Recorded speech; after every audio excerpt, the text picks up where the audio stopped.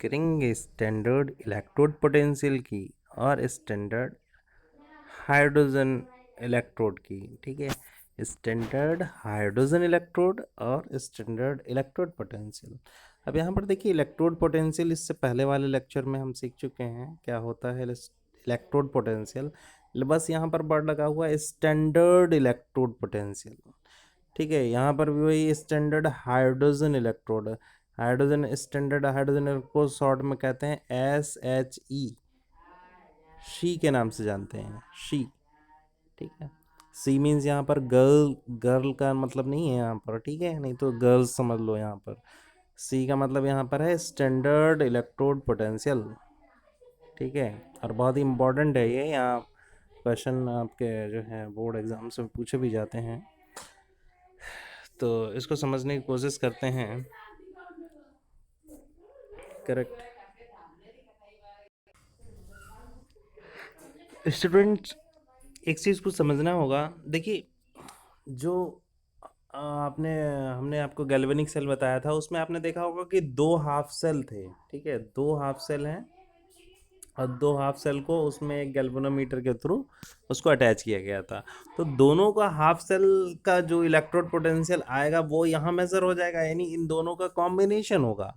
Right, यानी इसमें किसी एक, हम चाहते हैं कि केवल इसका या फिर केवल इसका जो है इलेक्ट्रोड पोटेंशियल हमें पता चले, तो ऐसा डिटरमाइन करना पॉसिबल नहीं है। ठीक है, तो यहाँ पर है, यहाँ पढ़ लेते हैं। Since the half cell is an electrode cell can work only in the combination with the other half cell and does not work independently. ठीक है, अकेला वर्क नहीं करता है। अगर हाफ सेल हमने अकेला लगा दिया तो वहाँ से करंट फ्लो नहीं होगा। Right, it does not possible to determine the absolute electrical potential of an electrode. We can therefore find only the relative electrode potential. तो इस केस में हमें क्या करना होता है, केवल रिलेटिव इलेक्ट्रोड पोटेंशियल को हम, यानी एक को हमें रेफरेंस मानना पड़ेगा।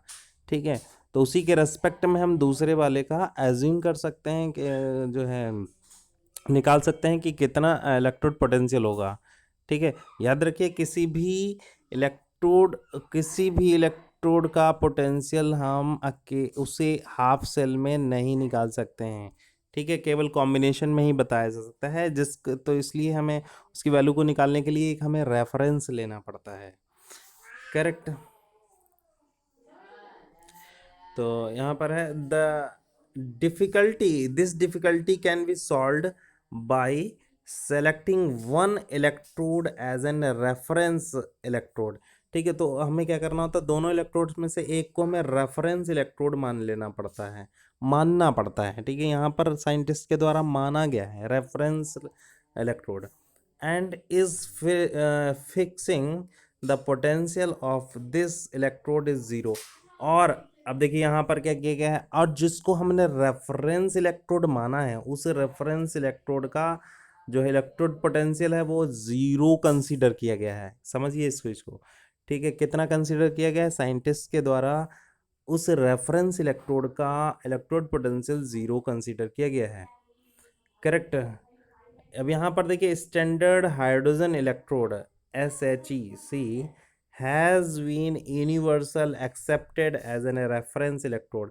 अब देखिए यहाँ पर रेफरेंस इलेक्ट्रोड की तरह किसका यूज़ किया जाता है, शी का यूज़ किया जाता है, सी का यूज़ किया जाता है, यानी स्टैंडर्ड हाइड्रोजन इलेक्ट्रोड को as a reference electrode use किया जाता है।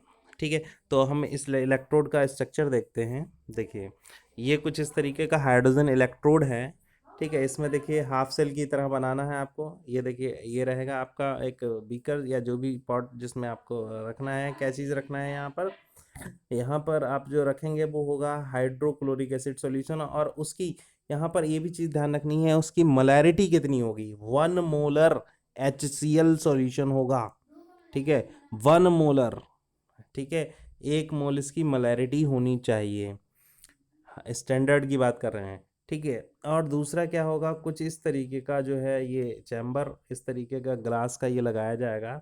ठीक है, और यहाँ से एक पतला सा ये तार देखिए आया हुआ है, और ये प्लेटिनम का है, और ये प्लेटिनम का ही यहाँ पर ये एक फॉयल को बना दिया गया है ये, ठीक है। एक बहुत ही पतली सी एक पत्ती टाइप की यहाँ से लगाई गई है, और ये आपका दूसरा जो भी सेल होगा, दूसरा हाफ सेल होगा, उससे इसको कनेक्ट किया जाएगा, ठीक है। और यहाँ से देखिए ये जो है, ये यहाँ से क्या चीज़ पास की जाती है, H2 गैस एट 1 बार। अब देखिए यहाँ पर इस चीज़ दोनों कंडीशंस को याद रखिए, 1 बार प्रेशर और 1 मोलर कंसंट्रेशन सॉल्यूशन। तो यही कंडीशंस इसको स्टैंडर्ड बना देती हैं, ठीक है। स्टैंडर्ड का मीनिंग है 1 बार प्रेशर और 1 मोलर सॉल्यूशन, करेक्ट।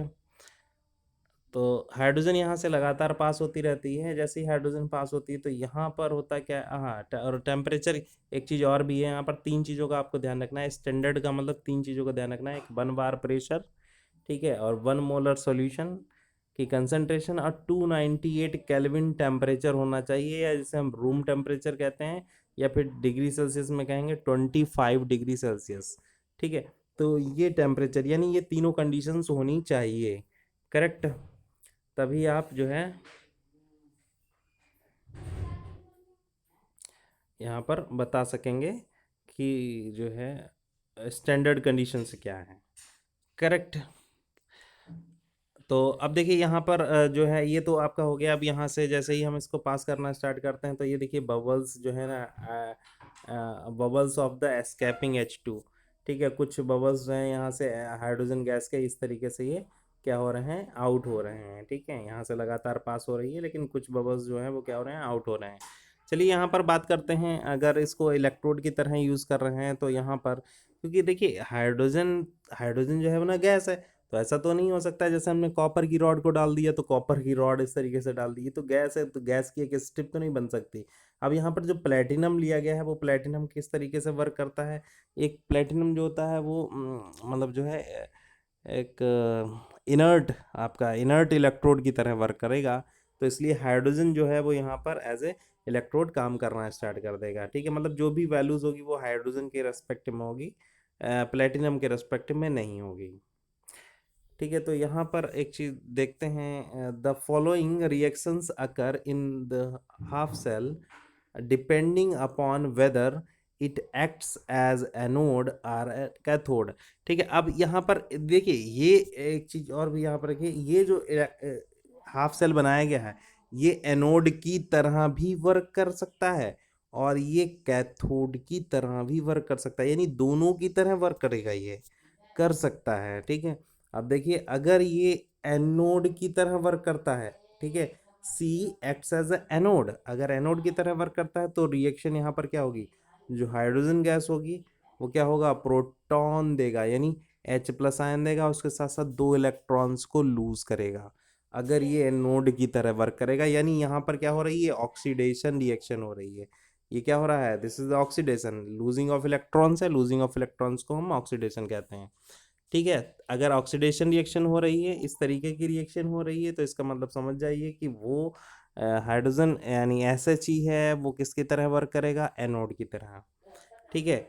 अगर ये कैथोड की तरह वर्क करता है तो रिएक्शन क्या होगी, 2 हाइड्रोजन+ आयन क्या करेगा, 2 इलेक्ट्रॉन्स को गेन करेगा और H2 फॉर्म करेगा, और यही बबल फॉर्म में आउट होंगे, करेक्ट। दोनों का overall note, this electrode is also regarded the reversible electrode, ठीक है। इस चीज को याद रख रहे हैं, SHEC को हम क्या कहते हैं, रिवर्सिबल इलेक्ट्रोड भी कहते हैं, यानी यहाँ पर रिएक्शन जो हो रही है वो रिवर्सिबल रिएक्शन हो रही है। देखिए H2 था वो क्या करता है, 2H आयन में और 2 इलेक्ट्रॉन को गेन अप करता है, और उसके बाद फिर क्या करता है, 2 इलेक्ट्रॉन गेन करके फिर से हाइड्रोजन को बना सकता है, ठीक है। तो इस चीज़ को आपको ध्यान रखना है कि एक रिवर्सिबल इलेक्ट्रोड की तरह वर्क करता है, ठीक है। तो यहाँ पर देखते हैं the electrode potential of a metal electrode as determined with respect to standard hydrogen electrode is called the standard electrode potential, ठीक है। स्टैंडर्ड इलेक्ट्रोड पोटेंशियल, हम वो उस इलेक्ट्रोड पोटेंशियल को स्टैंडर्ड इलेक्ट्रोड पोटेंशियल कहेंगे जब उस इलेक्ट्रोड पोटेंशियल को डिटरमाइन किया गया हो, ठीक है, किसके साथ, इस SHE के साथ डिटरमाइन किया गया हो, फाइंड किया गया हो। और कंडीशन याद रखिएगा क्या होना चाहिए, 1 बार प्रेशर होना चाहिए, 298 केल्विन टेम्परेचर होना चाहिए, ठीक है, और क्या होना चाहिए, 1 मोलर सॉल्यूशन होना चाहिए। ठीक है, इन कंडीशंस पर अगर हमने डिटरमाइन किया है इलेक्ट्रोड पोटेंशियल, तो वो स्टैंडर्ड इलेक्ट्रोड पोटेंशियल कहेगा, और इसको किससे रिप्रेजेंट किया गया, ई नॉट से रिप्रेजेंट करेंगे। ठीक है, इसको याद रखना है, ई नॉट से इसको रिप्रेजेंट किया जाएगा।